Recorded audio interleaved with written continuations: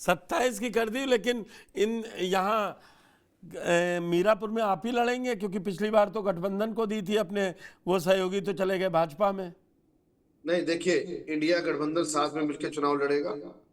10 की 10 सीटों पे इंडिया गठबंधन मिलकर हम चुनाव लड़ेंगे। मीरापुर पे अभी आपको क्योंकि मैं इसलिए और इसी चुनाव पे आया, मेरा टॉपिक भी यही है कि उपचुनाव में नफा नुकसान क्या है। ये अगर दोनों तरफ नेता हिंदू मुसलमान करेंगे तो फिर आप लोग चाहते ही हैं कि एनडीए वर्सेस इंडिया रहे, बाकी लोग एंट्री ना ले पाए। हिंदू मुसलमान कौन करता है, आप बताइए। चुनाव आते ही महबूब अली ने बिजनौर में क्या बोला? मैं कह तो रहा हूँ, चुनाव आते ही पता नहीं कौन सा बीजेपी का बटन एक्टिवेट हो जाता है, हिंदू मुसलमान शमशान कब्रिस्तान इंडिया पाकिस्तान शुरू। अच्छा, ये लोग पसमानदा सम्मेलन किसने कराया? भारतीय जनता पार्टी ने। जब पहला चरण 2 चरण हो गए 2024 से चुनाव के, उसमें देखा मुसलमानों का वोट नहीं मिल रहा तो धमकाना शुरू कि मंगलसूत्र पे आ गए, ज्यादा बच्चे पैदा करने वाले, क्या क्या भाषा नहीं इन्होंने यूज करी। उसका रिजल्ट इनको मिल गया ना। तो मुझे लगता है उत्तर प्रदेश की जनता सब देख रही है, सब समझ रही है, अपने मुद्दों पे चुनाव लड़ेगी। इस बार फिर से वही महंगाई बेरोजगारी का मुद्दा चलेगा और 10 की 10 सीटों पे भारतीय जनता पार्टी का सफाया होगा। ठीक है संतोष जी, थोड़ा मैं आपसे इन 10 सीटों का आकलन लेने से पहले जरा ये जो मीरापुर सीट है, कुंदरकी है, खैर और गाजियाबाद, अगर पश्चिम उत्तर प्रदेश के आसपास की इन सीटों को देखें, आप समझ रहे हैं वहाँ पर गाजियाबाद एक इकलौती सीट ऐसी है जो समाजवादी पार्टी के लिए टफ पड़ती है। खैर में अभी पिछड़ गए, 24 के जो लोकसभा में वोट पड़े। तो आपको क्या लगता है कि बीजेपी ने उतार तो अपनी पूरी फौज दी, बड़े बड़े बिग शॉट्स को 2-2 सीटें दे दी, मुख्यमंत्री को दे दी, डिप्टी सीएम को 2-2 दे दी, प्रदेश अध्यक्ष को दे दी और संगठन मंत्री को दे दी। लेकिन आप जमीनी हकीकत, क्योंकि चुनाव इस हफ्ते नहीं तो अगले हफ्ते में तो डिक्लेयर हो ही जाने हैं, आपका क्या एनालिसिस है? आप ये जो कह रहे हैं भाजपा ने अपनी पूरी फौज उतार दी, तो अगर भाजपा की चुनावी डायनेमिक्स को आप देखेंगे ना, तो थोड़ी देर बाद आप ऐसा महसूस करेंगे जो अतिरिक्त फौज उतारने की भाजपा की प्रवृत्ति है ना, इससे भाजपा को नुकसान और क्रमशः भारी नुकसान हो रहा है। पिछले चुनाव की फिलॉसफी को आप देखें तो सपा और कांग्रेस ने तुलनात्मक तौर पर बहुत कम मेहनत करके बहुत बड़ा परिणाम अर्जित किया, और भाजपा ने अतिरिक्त मेहनत और अतिरिक्त ऊर्जा का क्षरण करके अपनी रही सही जमीन भी गंवाई। इसका यह मतलब हुआ कि मुद्दे बिल्कुल नहीं उछले, मुद्दे कोई कारगर नहीं थे, विकास की कोई बातें बहुत दूर तक नहीं गई, और ना तो जिन क्षेत्रों में विकास नहीं हुआ था वहां भी जनता ने उसको इशू बना के नकारात्मक कोई वोटिंग नहीं की। सपा और कांग्रेस ने बड़ी समझदारी से जो पीडीए का मसला उछाला और भाजपा जो प्रभावी खंडन नहीं कर पाई, इसलिए भाजपा ने अपनी चुनावी जमीन गंवाई। भाजपा के संगठन में जो कार्यकर्ताओं में आक्रोश और उबाल था, भाजपा उसको समय रहते न समझ पाई, न समझना चाह रही थी और न तो उसका निराकरण कर पाई, जिसकी वजह से भाजपा को नुकसान हुआ।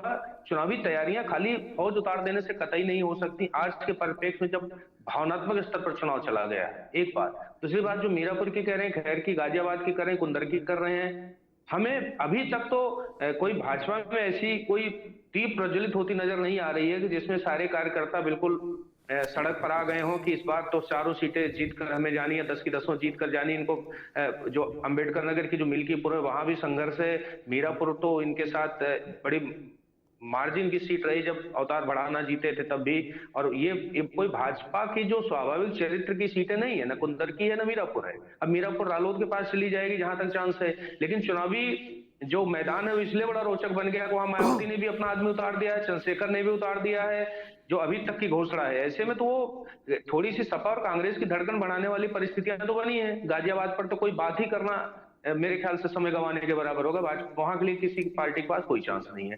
तो अभी तो मैं 4 में से भाजपा को एक कन्फर्म और प्लस माइनस में लेके चल रहा हूं, क्योंकि मीरापुर से पहले जो खतौली उपचुनाव में भाजपा को जो बहुत बड़ा धक्का लगा है, बहुत बड़ी फौज भाजपा ने वहां उतार दी थी, सारे जाति समीकरण को साधने के एक्सरसाइज किए गए, लेकिन कुछ तो फलीभूत नहीं हुआ।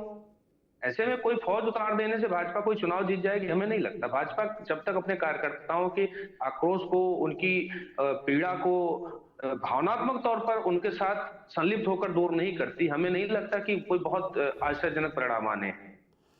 नहीं, जी आप ये बड़ा इंगित करके कह रहे हैं आश्चर्यजनक परिणाम नहीं आने तो फिर ये बीजेपी के अंदर बड़ा एक आप नहीं देख रहे 27 से पहले अगर ये इस चुनाव में देखिए, मैं आपको सीटों के नाम से बता दूं, करहल, कुंदरकी, कटेरी, सीसामऊ, ये तो मतलब बीजेपी के लिए बहुत मुश्किल हैं सीटें। साथ में मिल्कीपुर, 5 सीटें तो ये निकल जा रही हैं। फिर मीरापुर में आप कह रहे हैं कि जो दरअसल बीएसपी का ये बीएसपी अपनी विश्वसनीयता खोती जा रही है। बीएसपी ने अपना राजनीतिक धरातल बहुत तेजी से गंवाया है और आश्चर्य है कि उस पार्टी में आज भी कोई हलचल, कोई कौतूहल, कोई दर्द की कोई निशान उनके चेहरों पर मुझे नजर नहीं है। रवि गौतम ने मुकदमा और लिखवा दिया जी, जिनको प्रत्याशी बनाया, टिकट काट दिया तो बताया कि अब मेरे पैसे चले गए। तो अब मुझे बीएसपी का देखिए, आज इंटरनेट का जमाना है, एक खबर आप मेरठ में कीजिए तो वो आजमगढ़ में तुरंत मालूम पड़ जाएगी 2 घंटे के अंदर। तो बीएसपी के लिए तो जो आपने कहा ना कि वहां कुछ चर्चा खर्चा हो ही नहीं रहा, ये सारी चीजें अगर गौरव जी के पक्ष में जाती दिखाई देंगी तो 27 की बीजेपी के लिए बड़ी दिक्कत की बात है। गौरव जी जो सपा के प्रवक्ता हैं वो भाजपा और भाजपा के प्रवक्ता महोदय जो है सपा को अपनी बातें न रखकर उनको क्रमशः उनके लोगों द्वारा उनको घेरने का प्रयास करें। इनका अपना विषय होगा। हम और पुष्पेंद्र सर तो दूसरी बात कर रहे हैं। पुष्पेंद्र जी चले गए हैं, लाइट चली गई, ये भी बड़ा मुद्दा है। लाइट अब है मुझे स्क्रीन पर वो तो फोटो लगी है। तो देखिए जो राजनीतिक धरातल पश्चिम उत्तर प्रदेश से ही बसपा का सब कुछ था, यही मुख्य जमीन थी, यहीं से पार्टी का उदय हुआ और यहीं से वो सीएम बनी और बहुत सारी चीज यहीं से लोकसभा चुनाव की उन्होंने यात्रा शुरू की। लेकिन उसके बावजूद पता नहीं क्यों ये हाशिए पर पश्चिम चला गया बसपा की नजर में। लेकिन जो भाजपा और आप कांग्रेस सपा के गठबंधन की बात कर रहे हैं, आप एक चीज देखें, भाजपा बहुत कुछ परिश्रम करके भी पार्टी की धड़कनें बढ़ी हुई हैं और सपा और कांग्रेस अपने उस समीकरण से जो उन्होंने पिछले दिनों चुनावी प्रयोगशाला में इजाद किया है उससे बहुत कुछ वो आश्वस्त नजर आ रहे हैं। मैं एक सवाल यही आपसे पूछना चाह रहा था कि ये जो समाजवादी पार्टी और कांग्रेस का गठबंधन है, जो दलित वोट इनके पाले में आया है, मायावती का वोट फीसदी गिर के 9 सवा 9 के आसपास आ गया और जो प्लस वोट कभी कहते नहीं थे ना कि अखिलेश यादव के साथ या समाजवादी पार्टी के साथ दलित जुड़ेगा, वो दलित जुड़ा। 24 में हम लोगों ने ये भी देखा, पासी समाज के उन्होंने टिकट दिए। मेरठ वो जगह जहां उन्होंने मतलब ऐसे कैंडिडेट को उम्मीदवार बनाया और 10,000 की बहुत छोटी, अगर वहां इनके यहाँ इनफाइटिंग ना होती तो ये एक नई कहानी लिख देते। जो अयोध्या में लिखी गई वही मेरठ में लिखी जाती। वो शायद इनफाइटिंग इनके यहाँ की ज्यादा काम कर गई। तो अब जो ये बन गया है कॉम्बिनेशन, वो क्या बहुत तगड़ा, इन दलितों को विश्वास आ गया है कि भाजपा वाले हमारा संविधान बदल देंगे। अब उनके पास ये विकल्प के तौर पे बचे हैं। ये बड़ा अच्छा प्रश्न। देखिए, आपके बात में एक प्रश्न जरूर निहित है कि ये भाजपा के सामने बहुत बड़ी चुनौती है कि जो एक परिभाषा उनके दिमाग में बैठ गई है, जो एक विषय वस्तु बैठ गई है कि आरक्षण खत्म कर देंगे, संविधान बदल देंगे। भाजपा इस जो एक लाइन उनके दिमाग में बैठी है, जो एक एजेंडा चल रहा है, जो सपा और कांग्रेस सरकार, कांग्रेस के लोग उसको बहुत उछाल भी रहे हैं और उनका राजनीतिक स्वभाव और उनका अधिकार भी है। इस बात को भाजपा उतनी आक्रामकता के साथ चुनाव के दौरान भी नहीं साफ कर पाई, इस धुंध को साफ नहीं कर पाई और आज भी मुझे भाजपा की तरफ कोई अतिरिक्त परिश्रम नहीं दिख रहा। एक बात। दूसरी बात, भाजपा ने दलित चेहरों को बहुत बड़ा मंच देने में पता नहीं क्यों इतनी कंजूसी बरती है आज तक। आप देखेंगे कि कोई इनका बड़ा नाम अकस्मात आपको नजर नहीं आएगा जो जाटों में, पासी में, दलित समुदाय में बहुत बड़े पैमाने पर वोट खींच कर ला सके, अपील कर सके। कई चीजों का संयुक्त रूप से नुकसान पार्टी को हुआ है।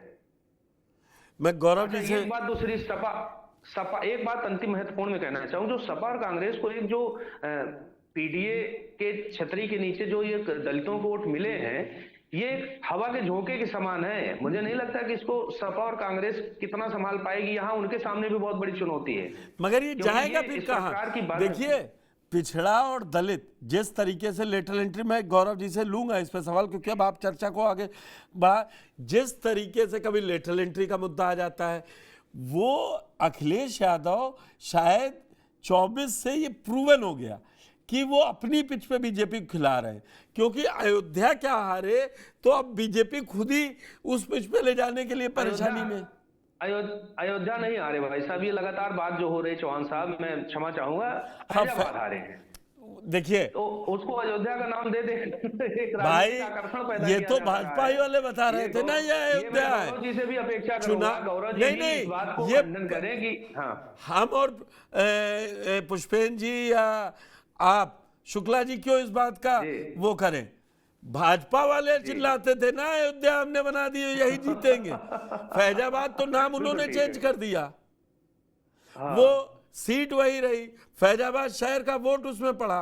वो मुझे मालूम है वहां 4000 से लीड ही लिए हाँ, बीजेपी वो भी उम्मीदवार। हार के समान जीत है, वो भी जीत हार के समान ही है। फिर इतना टेक्निकली में कोई नहीं जाएगा, क्योंकि अयोध्या को बड़ा ब्रांड 22 जनवरी को आपने बनाया ना जी। इस मामले में गौरव जी की पार्टी ठीक है, उन्होंने कहा जब हम जाएंगे तो जाएंगे। गौरव जी, दरअसल बीजेपी इस मुद्दे से भाग गई, आपने खुद ही कह दिया। और जो ये पीडीए वाला है, संतोष जी ने बड़े मार्के की बात कही कि अभी हो सकता है आपको एक चुनाव उपचुनाव में साथ खड़ा रहे, लेकिन इसको संभालना ये हवा के झोंके की तरीके से आया है। देखिए, पीडीए का मैं धन्यवाद दूंगा, माननीय राष्ट्रीय अध्यक्ष की स्ट्रेटजी का धन्यवाद दूंगा। पीडीए ने ठाना है कि भारतीय जनता पार्टी को साफ करना है। पीडीए हमेशा समाजवादी पार्टी के साथ ही रहेगी। बहुत अच्छा रिस्पांस दिया उन्होंने, उनके लिए मैं धन्यवाद देता हूं, क्योंकि हमने टिकट भी पीडीए को ही ज्यादा दी थी, तभी पीडीए जीत के भी आए। और पीडीए जितने भी हैं, पिछले दलित, अल्पसंख्यक, आदिवासी, सबको अगर इज्जत देने का काम करती है तो समाजवादी पार्टी करती है। मैं आपको एक थोड़ा सा आंकड़ा बता देता हूँ। हमने दलित को टिकट दी 17 को, 17 में से 8 जीते, कुर्मी पटेल 10 में से 7 जीते, कुशवाहा, शाह, सैनी 6 से 3 जीते, यादव 5 से 5 जीते, मुस्लिम 4 से 4 जीते, निषाद बेरी 3 में से 2 जीते, जाट 3 में से 2 जीते, ब्राह्मण 4 से 1 जीते, छतरी 2 से 2 जीते, भूमिहार 1 से 1, राजभर 1 से 1, लोधी 1 से 1 जीते। हमने सबको मान सम्मान देने का काम किया। हवाई दावे भारतीय जनता पार्टी की तरह नहीं किए, सबको मान सम्मान देने का काम किया, और सभी ने हमारी भी इज्जत रखने का काम किया है, जो इतने सांसद हमारे इस बार लोकसभा में पहुंचे। गौरव जी, आपकी बात का सम्मान है और उसका समर्थन है जो संतोष जी ने कहा, लेकिन जिस तरीके की पिक्चर पेंट बीजेपी कर रही है, वो एक अलग पेंट जा रहा है ना। नवाब ब्रांड, ये मोहम्मद खान ब्रांड,